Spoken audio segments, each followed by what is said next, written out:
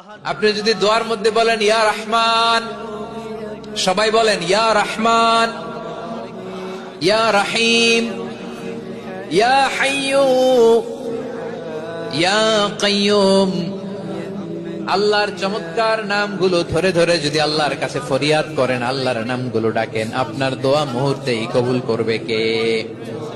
বেনামাজিদের জন্য কবরস্থান প্রত্যেকটা দিন ওই সমস্ত বেনামাজিকে তিনটা কথা বলতে থাকে।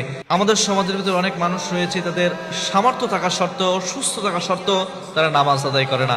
যে সমস্ত মানুষগুলো সুস্থ স্বাভাবিক থাকা অবস্থায়ও নামাজ আদায় করে না, কবর তাদেরকে প্রত্যেকটা দিন কয়েকটা বিষয় বলতে থাকে। কবর তাদেরকে বলতে থাকে, তার কবরের যে মাটিগুলো রয়েছে সে মাটি তাদেরকে প্রত্যেকটা সময় বলতে থাকে, আল্লাহ এই যে বেনামাজি, এই বেনামাজির যেন মাটি আমার এই জায়গায় না হয়। যেই কবরস্থানে আপনি দাফন করতে চাবেন সেই কবরস্থানের ওই মাটিগুলো বারবার বলতে থাকে, আল্লাহ এই বেনামাজি যেন আমার এই কবরস্থানে না আসে, আমার এই মাটির ভিতরে না আসে, এই জায়গায় যেন আমাদের দাফন না করে।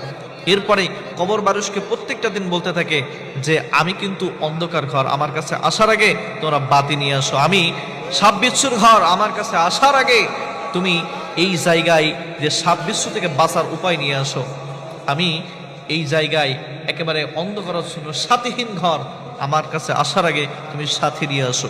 একটাবার চিন্তা করেন, যে সমস্ত মানুষগুলো বেনামাজি, কবর যে মাটি রয়েছে দুনিয়ার জমিনের ভিতরে, এই জমিন তাদেরকে বারবার ধিক্কার জানিয়েতে থাকে যে আমি এই জায়গায় থাকবো না, আমি এই জায়গায় থাকতে চাই না, এই জায়গায় আমি এই বেনামাজিকে রাখতে চাই না।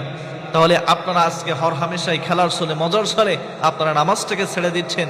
একটাবার চিন্তা করেন আপনারা কতটা নিকৃষ্ট হলে এই মাটি, এই জমিন আপনাকে নিতে অস্বীকার করে মরার পরেও। আপনি যখন জমিন দিয়ে হাঁটতে চান তখন বারবার ওই জমিন বলতে থাকে, আল্লাহ এই নাফরমান, এই বেনামাজিকে তুমি আমার এই জায়গা থেকে সরিয়ে দাও। আজকে এই নাফরমান, এই বেনামাজির এই হাঁটা এই জমিনে আমি এটা সহ্য করতে পারছি না। মরার পরেও বারবার বলতে থাকবে, আল্লাহ এই বেনামাজির জন্য আমার এই জায়গায় না মাটি হয়। আরেক জায়গার মাটি বলতে থাকবে, আল্লাহ এই বেনামাজির জন্য আমার এই জায়গায় মাটি না হয়। একটা বার চিন্তা করেন, আপনি আজকে নামাজ না পড়ার কারণে দুনিয়ার জমিনের মাটি পর্যন্ত আপনাকে ধিক্কার জানাবে।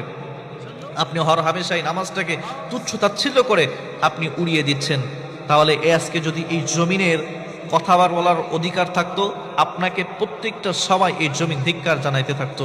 কাল কিয়ামতের ময়দানে যখন আপনি উঠবেন, এই পা সাক্ষী দিবে, এই হাত সাক্ষী দিবে, চোখ সাক্ষী দিবে, প্রত্যেকটা অঙ্গ প্রত্যঙ্গ আপনার সাক্ষী দেবে, আল্লাহ নামাজের সময় হয়েছিল, এই বান্দা এই নামাজের সময় ত্যাগ করে ওই মসজিদ থেকে অন্য দূরে চলে গিয়েছিল, এই হাত দিয়ে সে অন্য জায়গায় অপকর্ম করেছিল। প্রত্যেকটা বিষয়ের সাক্ষী আপনাকে কাল কিয়ামতের ময়দানে দিবে।